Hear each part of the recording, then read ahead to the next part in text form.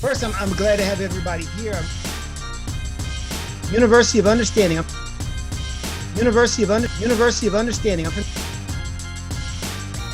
start hearing different views, think about them. It drives you for deeper thought. It makes you look at what you believe and why you believe it, and then you begin researching. And at the end of the day, you think you've learned more, and then you find out there's still more to learn.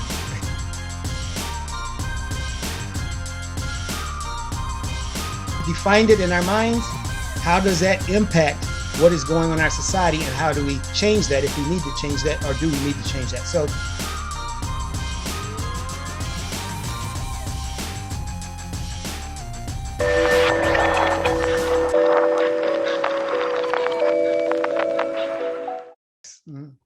yeah, Dr. Middleton, I do agree with your deal about it's a European construct. I do agree with that. Although you're thinking about the race not being totally about color, I'd be willing to accept that totally if you would just tell America that, because America doesn't believe that at all.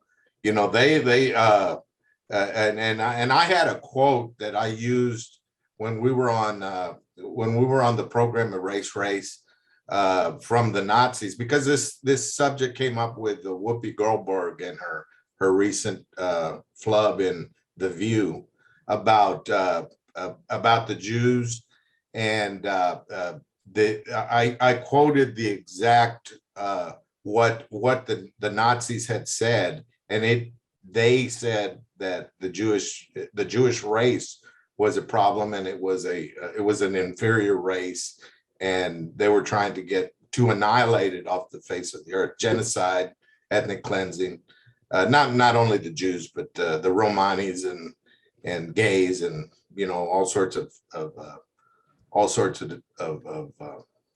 undesirables, as they would call it. So I'm willing to accept that race is about color, but you need to tell America that they're willing to erase. They're willing to annihilate the Indians. They're willing to annihilate Native Americans. Ricky, let's get more specific. When you say tell the Americans, who do you mean? Who are you? The founding fathers, the ones that they say they're the real Americans. That's what I'm talking about. Okay, so could it be, and I'm just asking this question, so could it be that then you've grouped people into categories of who uses race and who doesn't? So for instance, I'm thinking that when you say the founding fathers, and this is one of the points that I made on one of my interviews about, you understand that from the outset of the slavery thing that happened in America, there were people at odds about the issue of slavery. And so when you group all the founding fathers and say they all are America's all this, then you're taking away the fact that there were abolitionists and there were these other people who were so fighting against this that we went to war over this very idea. And so I'm wondering if, and this is what I often say to people, I think we've been so racialized that the only thing we can do is group people now. It's kind of like, it's like easy to do. It's like to say them or they and that, and we never boil it down to identifying who are really the people who are doing this thing. We just do the group thing, because that's one of the things that race does. It just says, boom, label them, put them in that box. Okay, Delbert, I think had a point. Go ahead, Delbert. Yeah, I will respond to actually both of those points. Rather than what is race, I'd like to think a minute about why. Why is race rather than what? And I think I got there again from my biased point, and that is history. So when you think of America, there are so many coincidental questions that tie into why. As an example, I think everybody knows 1492, right? When Columbus sailed the ocean blue. It's a poem I remember in grade school, right? Now, it wasn't until after I actually graduated college where I put 1492 in a different perspective. So again, from your early history, you remember King Ferdinand and Queen Isabella. I think probably most people remember them as Spain, right? As they actually financed Christopher Columbus's voyage. Where what many people probably don't realize is just coincidentally that same year, 1492, was the end of the Moorish rule, Africans, in Spain. They actually ruled Spain for 800 years. That's pretty phenomenal when you think about that. Quite frankly, that's a longer period than there'll be majority European people in America. It will not be 800 years. But the point that occurred to me is, why in our history did we not know that part of Spain? Right? So that's the question of why rather than what. The why and the what. So I did a little research into the why, and it's really coincidental to me as you start researching the Moors. I mean, they are African people, but all the different hues were a part of that attack upon Spain. And it's interesting that you go through the history books, you'll see them called a lot of different things. Berbers, Muslims. A lot of people use the term Muslim rather than Moors. Some will use Berber. But as you dig into the history, there are all different aspects and different shades of individuals. And what really astonishes me is, if you go back historically, you have to consider that impact on Spain, on Queen Isabella, King Ferdinand, because they actually kicked the Moors out of Spain, right, in 1492, just coincidentally, when Columbus began his voyage. So if you put all of that into the context of American history, which I have done now, it completely changed my whole perspective on American history. Wow, that's really good. If I could, I'd like to just answer to Brother Enrique his statement of just tell Americans. You know, he would go with the belief to just tell Americans. And again, part of the problem in the race discussion is that it takes a blaming element that once blame enters the discussion, all deals off. No communication can happen. And for people who identify as white, when they hear discussions of race, whether they intend to or not, it could be consciously or unconsciously, they feel like they are personally being accused or their ancestors are being accused, and they're being penalized for being this quote unquote identity. And once a person is blamed, sorry y'all, it's just the conversation not going any further from there. And I don't blame them, because who wants to be blamed for anything? I've lived 60-some years and I still don't want to be blamed for anything. But now I will take responsibility for something, which is different. But the point is that when people say white men created race, it's a blaming conversation, because race happened to everybody, not just one particular person. Racism is not just a white person's problem to fix, and racism is not just a black person's problem. Racism is everybody's problem. But you can't fix it, as Carlin says all the time. You can't fix it from a race-centered mind. You can't fix it from a black perspective, and you're definitely not going to fix it from a white perspective. And so Carlin put up this post several months ago about the census form, and this gets to your question, Enrique, that what America does is it takes all the different cultural groups and stuffs them into one of the two boxes of color. And if you look at the census form, you'll see the specific cultural groups that can identify as white, and you'll see the specific culture groups that can identify as black. Can I just interject? Yes, please. I just so happened to work for the Census Bureau in 2010. I was an enumerator. Oh, you did that, Ricky. That's your fault. Yeah, I was an enumerator, and I went to houses and I would knock on the door and get, what the hell are you doing here? Get off my land type of stuff. So that's not true. They were asking, I was asking all sorts of questions. They wanted, do you do you consider yourself Hispanic? Do you consider yourself what? I mean, they broke it down all sorts of races, ethnic. It was a long process. And what did you say isn't true? What's not true? About that it's just black and white, that they're No, just trying to know about black and white. Well, okay, but the They want to system, know how many people. but the system it disagrees with you. It's not me disagreeing with you. The system disagrees with you because certain culture groups actually can identify as white. There is a white box and there's a black box. And so, I mean, that's just the fact of life. It's out there. And so, and the thing about there's a system, and then people know how to play the system. We have people who are in the quote unquote black community who can pass and play white. You know, it's all a game, and it's amorphous.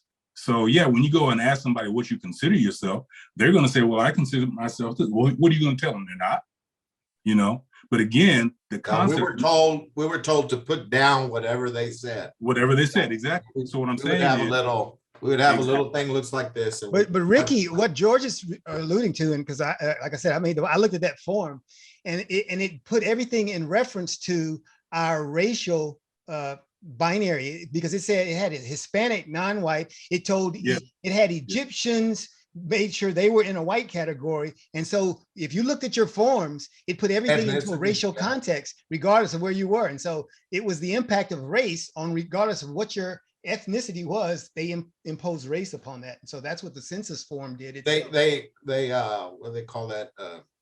Not characterize. I mean, why would you say Hispanic, non-white? I mean, it's like, what is that? What is that? What is black Hispanic? They would put black Hispanic or right. white Hispanic. Yeah. What is that? Isn't that crazy? What's the point of that? Well, on, I don't know, but I got paid good money to do it. Ted is the, and that is the point. Yeah, race is about economics. Yeah, that's true. That's what this is all about. And we are so busy making it personal, right? Because that's how race can continue. It keeps us battering at each other with these little petty disagreements that make really no difference. And we're so distracted in that emotionality of the color that money is being made hand over fist. And so, you know, discussions like these are great, you know, and it's good to talk, but it'd be great for people to be able to come away with some collective, objective understanding so that you're not vulnerable to the systemic manipulation tactics that are all basically economically motivated. Great. And may I just make another comment right quick? Yeah, you got 10 seconds.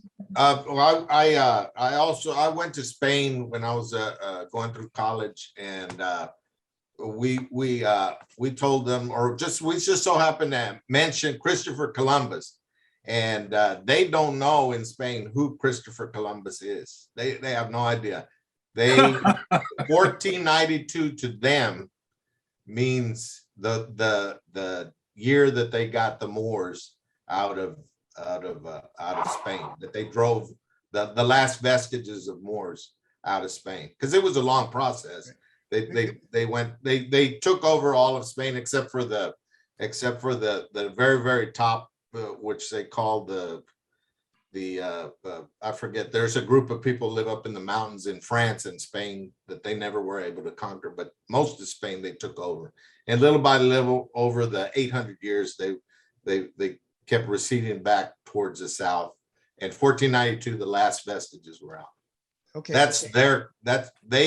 know 1492, but not for Christopher Columbus.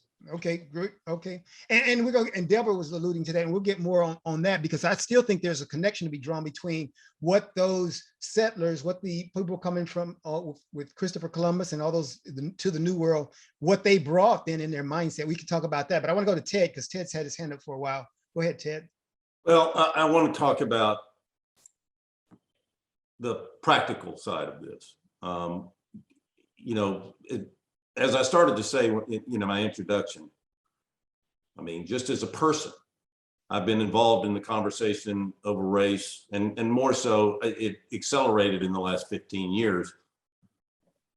And I mean, I've been around, you know, I mean, I'm 60 years old, so I know some of you have been around too. We've seen a lot of change over the years. Now, has it been enough or even close, or has it been super slow? That's another argument for another time. What I have seen in the last 5 to 6 years, as the woke crowd has grabbed onto all these fancy words and started to reject some of the verbiage that we have historically used to identify this problem, and it is a problem, has not made the, and George, you said this. You try to talk to a white person now about race, and it's orders of magnitude more difficult today than it was 5 years ago. I could say things 5 years ago and stand tall in it and get ready to take a bullet for it and be okay with that. Now I have to explain myself. Now I have to go through all kinds, and then I see all of this, and I said this, you know, in one of my comments online. This woke crowd, and basically, and I'm going to be a little pejorative here, it's a bunch of spoiled brats who never did a damn thing in their entire lives, which may span all of 18 to 19 years, feeling guilty for their lack of action, being called to action by people with agendas, using all this fancy verbiage to disparage their own people and anybody else who might disagree with them. And that's where I have a problem with these definitions of white supremacy and white privilege. You know, some of that exists. I'm not denying some of that exists, but that ain't the problem. The problem is if it's systemic at all, it's systemic in a spiritual sense, not you know, is it an Americanized problem? I mean, I'm willing to talk about that, but you have this. If we're going backwards in our conversation, in our overall effectiveness in dealing with the problem, then are we dealing with the problem in an effective way? And I would argue no. That's good. That's good. Okay, so and we're going to hit on some of that because we're going to talk about some of these terms that are used in the racial world, and we'll come back and talk about that. But Wayne's got his hand up. Go, Wayne.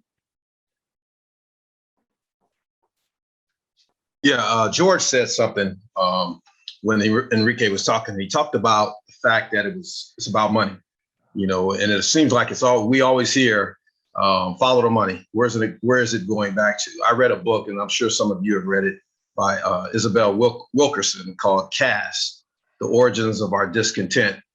And there were some things in there that I didn't agree with everything she said, but I did agree and learned a lot from that book. And I just want to read something. It says, what is caste? According to Wilkerson, caste is the granting or withholding of respect, status, honor, attention, privileges, resources, benefit of the doubt, and human kindness to someone on the basis of their perceived rank or standing in the hierarchy. Racism and casteism do overlap, she writes, noting that what some people call racism could be seen as merely one manifestation of the degree to which we have internalized the larger American caste system. So we know that race came later. Caste has been around, kind of like what you said earlier, for forever. Caste has been around forever. It's financially based, creating that hierarchy, which basically keeps, and we've just seen this in the last 2 years with this whole COVID thing. Billionaires got even wealthier. Some of them doubled and tripled their finances, where other people lost businesses. I'm a business owner, small business owner. Many people who were doing the same thing I do lost their businesses over the last couple of years. So when we look at caste and we look at race, are we looking at the same thing where we basically are keeping the very super rich and the super wealthy in their position? We're going to go to, Delbert, then we're going to go to Ricky. And I'm going to say yes to that, Wayne. I think they're the same thing. Because the key thing that we don't see, and we're going to cover some definitions after we get through talking here. But I think when you define them, we're going to find out they're the same thing. But go ahead, Delbert. And if you look at the Indian caste system, it's that period. I mean, that is what it is, exactly. Okay, Delbert. Yeah, I was just going to say again, historically, we have actually vacillated between the two forever. So, and I think someone touched on this, maybe it was Carlin, the founders actually debated on who should vote. If you look at that discussion, it talks about that. I remember I was amazed when I found out that Black African-American landowners actually voted during the time of our founding while we had slavery. That was a caste system. That was classism. Mhm. So there were landholding Black people that voted for a time period while the Declaration of Independence was being discussed. Then there was another constitutional convention in Philadelphia where they were talking about expanding the voting rights to the poor. And during that discussion, the white poor became the focus point. And then a debate was made, well, you can't have Blacks vote while the white poor are voting. So then it was changed and landholding Blacks could no longer vote. It was only white people. So it shifted during the discussion of the Constitution from a class system to a race system. So this is not new. It's not new. We've always had this vacillation back and forth. Then just take it back up to the Civil War. Exact same thing happened at the Civil War. It's debated from now on and will be continued forever. How many people on this call think the Civil War was because of slavery compared to others who think it was because of economics? The It answer is might be 50-50 on this call, right? I know I've seen it debated back and forth my entire life. So again, that's classism versus racism. But Dell, and you know, slavery was economics too, right? I mean, that Exactly. Right. Exactly. that was the same thing, yeah. I completely agree. And I think just one more comment, I think it kind of ties into Ted's point. So my perspective, the ebb and flow in America is there's always this effort to reach equality. And as minorities, I'll just say that, and not just Black people, as minorities reach equality, at some point, majorities feel like they are losing something. They've lost something. And when that happens, that's when that tension comes up. And today the terminology is woke. What it was before then was reverse racism. That was during the affirmative action period. So in the 60s, you had affirmative action that actually increased equality, right? But then as some of the majority began to feel like that was taking some of the power from them, then the phrase was coined reverse racism. All that is doing is being repeated now into what Ted called woke. So if you look historically, you can see this whole thing from the founders through the Civil War, all the way up to the day. Yeah, very good. Good points. Good points. A lot of good discussion. I want to turn the page now and let's because we thrown out these definitions, and I think Kim has made probably the one point that everybody is seeing now, that when she said it's really complex. It's a complex concept to think about race. And so from my viewpoint, and I know what George and I talk about is, our deal is you've got to do away with the concept of race ideology. You've got to do away with it because nothing will work. I mean, and you're going to always have these things that Delbert was pointing out. Well, yeah, you had this, but then you had this. Yeah. And it's the same thing Wayne was bringing up with, well, is it caste or is it race? There's all these contradictions because when you have an illogical concept, which is what you have with race, you're going to be faced with huge contradictions as long as you keep that term in use. So I want to look at, first of all, I want to look at some of the definitions. Well, at least a couple that we got. Ted gave us one, but Miguel gave us this one. And let's kind of go through this definition and talk about what's missing or what's not there, or is this totally comprehensive? This is what Miguel put out there. He said, race is a social control tool designed to other, and he probably should have put other in quotes because that's a big deal there. It's designed to other a targeted group with the purpose of either exploitation, thievery, scapegoating, or all the above.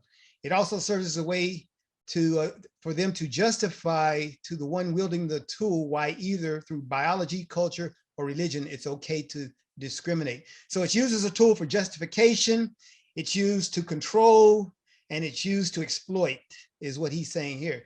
So anybody disagree with anything about that particular, I see I've got hands up. Kim, we'll let you go ahead and talk about it. I don't know if you can talk about that or some other point, but go ahead, Kim.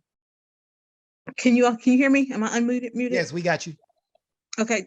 My question to you, Carlin, is if we do away with the concept of race, do you also want to do away with measuring levels and impact of oppressive behaviors? I mean, should we still have a barometer or a way to measure oppression of people? And if so, what barometer would you use? Well, that's the thing. I mean, I think you don't, you're making an assumption that oppression happens by group. And I don't think that it necessarily does. I mean, and I think we will have the same responsibility to identify oppressive or repressive activity when it happens. And we have laws, we have responses, but it's an assumption that we make that these things happen by group. I mean, why? So why would we say that? Think that Black people were enslaved, that they were enslaved by group, by, there was a certain Absolutely. Absolutely. We're talking about race ideology. And so that's what I'm saying. Because we did that thing doesn't mean we need to keep doing that thing. Because we had a race ideology that made us, as Miguel put it in his definition, other for exploitation, we othered them for exploitation. I'm saying we need to take away that tool of othering, and perhaps maybe that won't create, we don't have a tool for exploitation. Maybe we won't have that. And when we do, maybe it won't be a group thing that we have now, because now all we see is ideas of race. Carlin, I got a question that, Go ahead, Ted. keeps bouncing around for me, that in these conversations that I don't, and I mean this honestly. So you say, let's do away with race. Well, that's all fine and well if we're talking about doing away with race as a concept and the way it's defined in some of our uses. But I mean, if you did, if what we want to do away with is the ill effects of power and on these issues, I get it. But when you say you want to erase what race, and I get the concept, but I mean, race is race. I mean, there is a certain amount of differences between us that we can see that don't matter in the greater picture of humanity, that's biologically true to a certain extent. So I mean, I see you getting a little bit of because I'm trying to clarify. There are differences between us. There's differences between me and my wife. She's a woman, I'm a man. But that's not race. And so so we've created something that is not. These differences we're identifying when we talk about race, and I'm gonna go to your definition here, the one that you provided there. And in your definition, Ted, what you put there, you said, race is the biological result of genetic traits developing sets of people living in different parts of the world over long periods of time. And so all the other stuff goes on to kind of define that. But I'm telling you that when you say race is the biological result, I'm saying, no, what you should have put in place of race there would have been human variation is the biological result of genetic traits. Well, all right, so fine. So we're going to change the definition. I mean, of how we look at the word itself. But that's what I wanted clarity on, because you're saying what I'm saying, but you're taking the word race and saying that it's got such a pejorative identification with it that we can do away with it. But here's the problem with that. It's like in Christianity, in the word evangelical, it's become such a pejorative term for some that they no longer want to identify with it. But does that mean evangelicalism itself is bad? No. May I make an observation here, just to maybe help direct the flow of communication here? But hold on one second, George. Just let me quickly just respond to him, though. But it's deeper than that, though, Ted, because race and all those definitions that we have, they don't encompass all the things that race was designed to do. And that's the effects that people don't think of race as just a word. And that's why when people say, well, you're just going to do away with the word, just stop using the word. it's deeper than that. And I think all the things that we're talking about, the complexities and all these things, are those things that are inherent in the concept that we don't allude to when we say just, yeah, it's just race. It's just race. No such thing as just race. Okay.